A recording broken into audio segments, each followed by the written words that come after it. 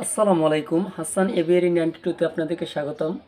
পাগল বন্ধুরা, একটি জোড়া রয়েছে, এই যে আপনারা দেখতে পাচ্ছেন একটি জোড়া রয়েছে হচ্ছে ককাটেলের।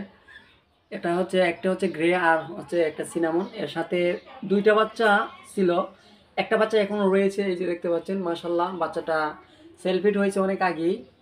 তো এখানে এই যে জোড়াটা দেখতে পাচ্ছেন, এই জোড়াটার প্যাকেজ হচ্ছে মাত্র 5,000 টাকা।